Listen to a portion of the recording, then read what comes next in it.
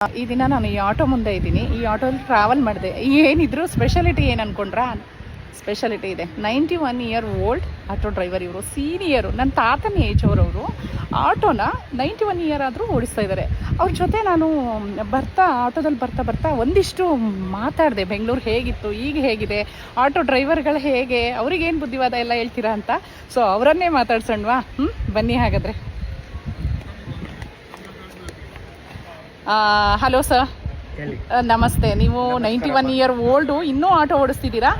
So ನಿಮಗೆ ಈ ಬೆಂಗಳೂರಲ್ಲಿ ಎಷ್ಟೋ ವರ್ಷದಿಂದ ಆಟೋ ಓಡಿಸ್ತಿದ್ದೀರಾ? ನಾವು 60ನೇ ಇಸ್ವಿಯಿಂದ ಆಟೋ ಓಡಿಸ್ತಾ ಇದ್ದೀವಿ. ಓಕೆ. 5 ರೂಪಾಯಿ ಮಿನಿಮಮ್ ಇತ್ತು. ಓನರ್ ಬಾಡಿಗೆ ಗಾಡಿ ಹೊಡೆದ್ರೆ 15 ರೂಪಾಯಿ ಕೊಡ್ತಾ ಇದ್ವಿ.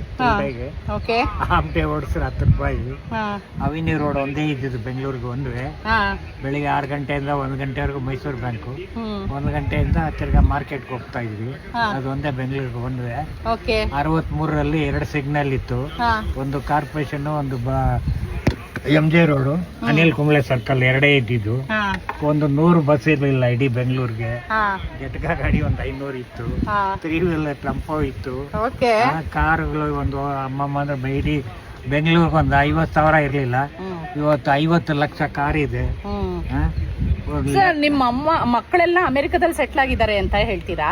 ಸೊ ಅಷ್ಟೆಲ್ಲ ಸೆಟ್ಲ್ ಆಗಿ ಎಲ್ಲರೂ ಇದ್ದು ನೀವು ಆಟೋ ಡ್ರೈವಿಂಗ್ ಇನ್ನೂ ಮಾಡ್ತಾ ಇದ್ದೀರಲ್ಲ, ಯಾಕೆ? ನಾನು ಯಾರ ಹತ್ರನೂ 10 ರೂಪಾಯಿ ಕೇಳಿ ಇಲ್ಲ, ತಗೊಳಕಿಲ್ಲ.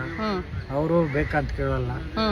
ಅದಕ್ಕೆ ನಾವು ಏನು ನಮ್ಮ ಕಷ್ಟ ಆಗೋವರೆಗೂ ನಾವು ಮಾಡ್ತೀವಿ. ಓಕೆ ಸರ್, ಆಟೋ ಡ್ರೈವರ್ಗಳಿಗೆ ಏನು ನೀವು ಸಜೆಷನ್ ಕೊಡ್ತೀರಾ? ಒಳ್ಳೆ ಕೆಲಸ ಮಾಡ್ಬೇಕು, ಪಬ್ಲಿಕ್ ಒಳ್ಳೆ ಸರ್ವಿಸ್ ಕೊಡ್ಬೇಕು. ಎಲ್ಲಿ ಕರೆದ್ರು ಬರಲ್ಲ, ಜಾಸ್ತಿ ಕೇಳ್ತಾರೆ, ರಫೀಸ್ ಮಾಡ್ತಾರೆ. ಸ್ವಲ್ಪ ಬುದ್ಧಿ ಕಲ್ತ್ಕೊಂಡು ಅವ್ರು ಚೆನ್ನಾಗಿ ಪೊಲೀಸ್ನವ್ರು ಹಿಡಿತಾರೆ, ಕೇಸ್ ಹಾಕ್ತಾರೆ. ತಪ್ಪು ಮಾಡ್ತಾರೆ, ಕೇಸ್ ಹಾಕ್ತಾರೆ. ಅಷ್ಟೇ. ಓಕೆ. ಪಬ್ಲಿಕ್ಗೆ ನಾವು ಇರೋದು, ಪಬ್ಲಿಕ್ ಹೆಲ್ಪ್ ಮಾಡ್ಲಿಕ್ಕೆ ನಾವಿದ್ದೀವಿ. ಎಲ್ಲಿ ಕರೆದ್ರು ಹೋಗ್ಬೇಕು ಅಂತಾರೆ ವಯಸ್ಸಾದವ್ರಿಗೂ. ನಾನು